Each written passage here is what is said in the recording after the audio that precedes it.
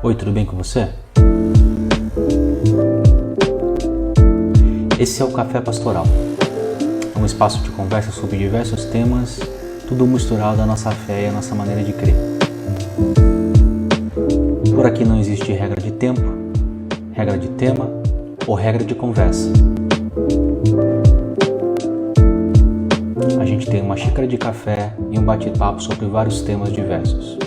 Como os reformados veem os pentecostais e neopentecostais.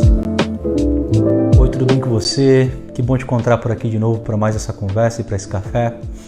Essa é uma pergunta muito interessante, mas para responder ela, algo precisa ser esclarecido primeiro.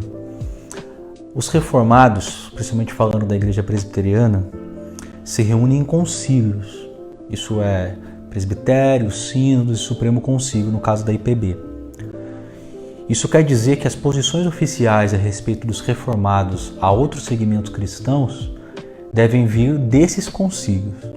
Então, eu vou responder a pergunta, mas já deixando claro que essa é uma posição pessoal e a minha percepção teológica do assunto, mas que não é a posição oficial da igreja. Eu jamais ousaria falar em nome da igreja inteira, né? Essa pergunta tem uma injustiça nela, sobre o pentecostalismo ser misturado ao neopentecostalismo. Essas coisas precisam ser completamente divididas, são experiências e teologias completamente distintas. O movimento pentecostal, falando de Brasil, chega em 1911 com a figura principalmente das Assembleias de Deus, muito diferente do movimento neopentecostal, que chega no Brasil com mais expressão e força no final da década de 70, 77, 78. Igrejas como Universal, posteriormente Mundial, a Internacional da Graça, desse mesmo primeiro segmento, e depois Plenitude e tantas outras que acabaram vindo dentro do segmento que nós chamamos de neopentecostalismo. Os pentecostais, a igreja pentecostal, para os reformados é considerada uma igreja de irmãos. Isso, pessoalmente para mim, é muito bem resolvido. Nós cremos nas mesmas coisas, acreditamos nos princípios centrais da fé da mesma forma.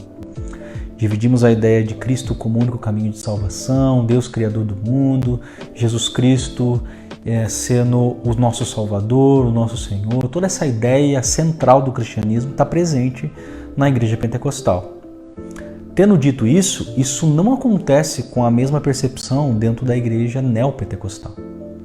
O neopentecostalismo é uma mistura de várias crenças, a ideia ali é sincretismo, então você tem componentes de religiões espíritas afro, com suas tradições de ritos, os seus rituais de descarrego, você tem atribuições do espiritismo kardecista, ao estilo de se vestir, a objetos ungidos, se entregar às pessoas, você tem uma mistura de catolicismo popular, isso é crenças em objetos, em copos d'água que são colocados em frente de televisores para orar.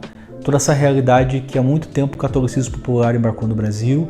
E você tem palavreado e certos cortes de segmento evangélico, principalmente daquele distorcido da teologia da prosperidade.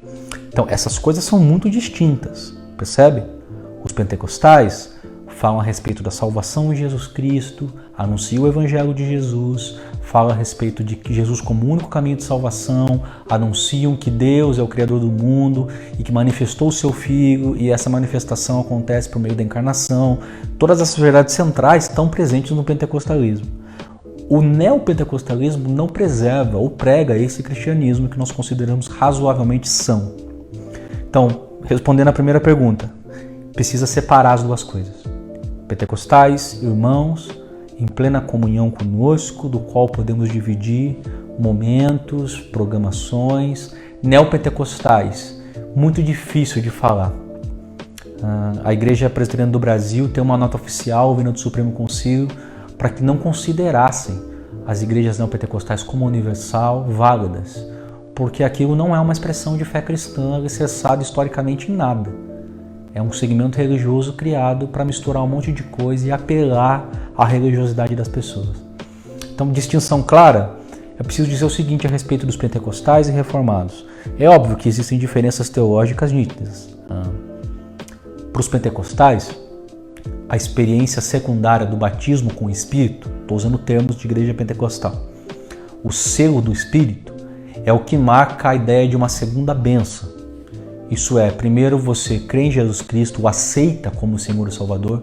Eu estou usando esse termo porque é assim que o segmento evangélico pentecostal no Brasil usa, aceitar Jesus como seu Senhor e Salvador. E existe uma segunda experiência chamada batismo com o Espírito. Para o primeiro segmento pentecostal, aquele clássico nascido das Assembleias de Deus, isso é unicamente representado pelos dons de línguas. Então alguém que passa a falar o dom de línguas, que na concepção deles é a compreensão desse idioma de línguas estranhas, passa a ser alguém selado pelo Espírito, um segundo batismo, uma segunda bênção. Para os pentecostais de segunda onda, representados, por exemplo, pela Igreja do Evangelho Quadrangular no Brasil, presente desde a década de 20, posso errar a data aqui, mas é 1925, 1924 no Brasil, acontece a segunda bênção. Acontece essa mesma teologia com a ideia de que existe um aceitar Jesus Cristo e posteriormente um selar do Espírito, mas agora não mais restrito aos dons de língua. Então, de novo, temos uma diferenciação, mas essas igrejas, por exemplo, se enquadram dentro desse corte pentecostal. Reformados não creem assim. A nossa teologia, a nossa maneira de interpretar, por exemplo, 1 Coríntios, nos diz que existe um único Espírito que é dado de uma única vez e que crer em Jesus Cristo já é o batismo e selo do Espírito. Então, essa é uma percepção. Eu diria o seguinte, que adultos teologicamente se sentam à mesa, percebem as diferenças de segmentos cristãos, mas a centralidade daquilo que une essas coisas pode existir comunhão. Pode existir dividir programações, pode existir dividir pregações, falas, respeitando o fato de que essa é uma diferença perceptível entre as maneiras das igrejas se perceberem e se articularem. A linguagem, claro, reformada é de cunho calvinista, a linguagem pentecostal, em geral, é de cunho arminiano. Então, a ideia se desdobra no arminianismo sobre a ideia de que o homem escolhe a Deus, e para o calvinismo a ideia de que Deus é quem escolhe o homem. Então, apesar dessas diferenças de percepções de teologia, eu acho que o pentecostalismo e a igreja reformada podem e devem contribuir uns com os outros no processo de evangelização, de anúncio do evangelho, contribuir para o amadurecimento cristão. Dá para conviver muito bem, tá? Com o neopentecostalismo nós temos uma outra história. Então, não falo de irmãos, porque alcançados pela graça de Jesus podem ser salvos dentro da igreja neopentecostal ou não.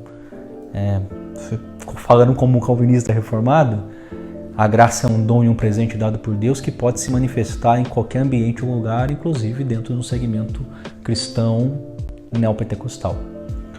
Agora, doutrinariamente, não há um mínimo razoável para considerar um segmento como a Igreja Universal, a Igreja Mundial, como um segmento cristão que anuncia o Evangelho. Espero que tenha ficado clara a posição. Um grande abraço aos nossos irmãos pentecostais. Deus os abençoe demais e frutifique, prospere o trabalho deles em todos os segmentos que eles alcançaram e continuam alcançando no Brasil.